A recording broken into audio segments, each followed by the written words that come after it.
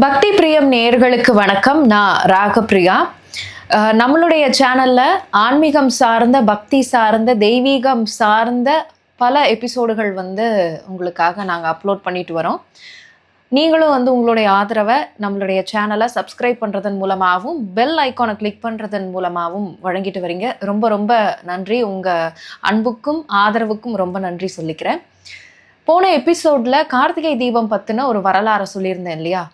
கூடவே கார்த்திகை தீபத்தன்னைக்கு மட்டும் அவல் பொரி உருண்டை எல்லார் வீட்லேயும் பண்ணுவாங்க. அதற்கும் ஒரு புராண கதை இருக்குது அப்படின்னு சொல்லியிருந்தேன். இந்த கதையுமே என்னுடைய ஃபேமிலியில் என்னுடைய பாட்டி எனக்கு சொல்லி வளர்த்த கதைகள் தான்.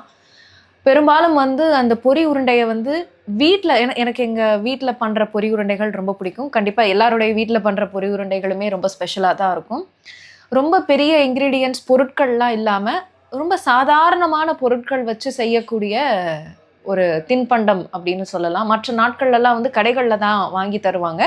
ஆனால் இந்த கார்த்திகை தீபத்தன்னைக்கு மட்டும் எங்கள் குடும்பமே உட்காந்து ஒரு பெரிய பெரிய டப்பாக்கள்லாம் அப்போல்லாம் எவர் சில்வர் டப்பாக்கள் தான் பெரும்பான்மையாக பயன்படுத்திகிட்டு இருந்தோம் இல்லையா?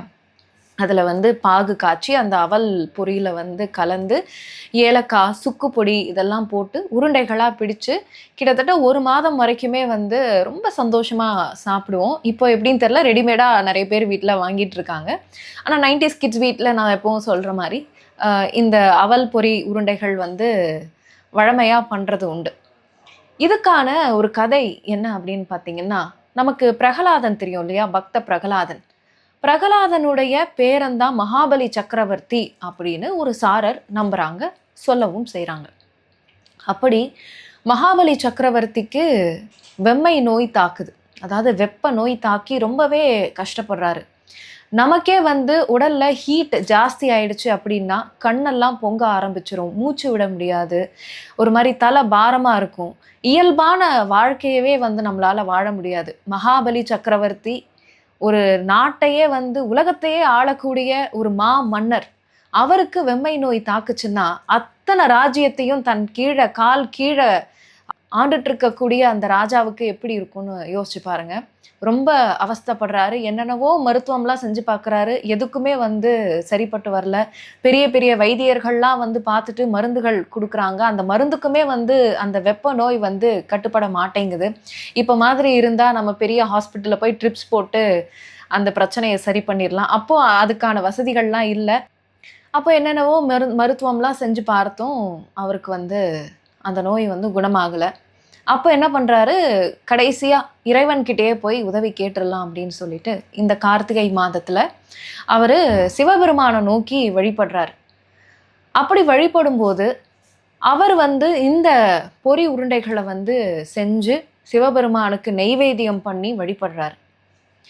இந்த பொரி உருண்டையோட மகிமையோ, அந்த பொரி உருண்டையை தாண்டின மகாபலி சக்கரவர்த்தியோட அந்த பக்தியோ சிவபெருமானை ரொம்பவே உருக்கிடுச்சு. அதன் காரணமாக அவருடைய வெம்மை நோயையும் சிவபெருமான் நீக்கிறதா சொல்கிறாங்க. தன்னுடைய வெம்மை நோயை சிவபெருமான் இந்த கார்த்திகை மாதத்தில் நீக்கினதுனால அவருடைய பக்தர்கள் எல்லாருமே இந்த மாதத்தில் கார்த்திகை தீபத்து அன்னைக்கு இந்த அவல் பொரி உருண்டையை வீடுகளில் செஞ்சு இறைவனுக்கு நெய்வேத்தியம் பண்ணி சாப்பிட்றது ஒரு வழக்கமாகவே இருந்துட்டு வருது. மகாபலி சக்கரவர்த்திக்கு இந்த மாதத்தில் மட்டும்தான் அவர் தன்னுடைய நோயை போக்கிக்கிறதுக்காக இந்த நெய்வேத்தியத்தை படைச்சு தன்னுடைய ஆரோக்கியத்தை திரும்ப பெற்றதுனால இந்த மாதத்தில் மட்டும் இதை செய்யலாம் அப்படின்னு நம்மலாம் இதை கடைப்பிடிச்சிட்டு வரோம். கண்டிப்பாக இந்த வருடம் நீங்கள் அவல் பொரி உருண்டைகள் பண்ணுறதா இருந்தீங்கன்னா இந்த கதையும் உங்கள் மனசில் கண்டிப்பாக வரணுன்றது என்னுடைய ஒரு தாழ்ந்த விருப்பம். எனக்குமே பெருசாலாம் சின்ன வயசுலலாம் இதனுடைய கதை பின்னணியெல்லாம் எதுவும் தெரியாது. வளர வளர இதுக்கெல்லாம் காரணம் எங்கள் பாட்டி தான். பாட்டி நிறைய கதைகள் சொல்லுவாங்க. எங்கள் அம்மாவுமே கதைகள் சொல்லுவாங்க. அப்படின்னாலும் இந்த மாதிரி புராதான கதைகள்லாம் எல்லார் வீட்டில் இருக்கக்கூடிய பாட்டி தாத்தாக்கள் மூலமாக தான் அவங்க பேரன் பெயர்த்திக்கு கடத்தப்படுது. இப்போ எல்லாருமே நியூக்ளியர் ஃபேமிலி ஆகிட்டோம். அதுவுமே நம்மளுடைய அந்த கம்ஃபர்ட்டான அந்த லைஃப் ஸ்டைலுக்கு உகந்தது தான். இதையும் வந்து யாருமே தப்பு சொல்ல முடியாது. ஆனால் தாத்தா பாட்டியோட வளர்ற குழந்தைகளுக்கு மட்டுமே வந்து ஒரு சில விஷயங்களோட அருமையெல்லாம் தெரியும்.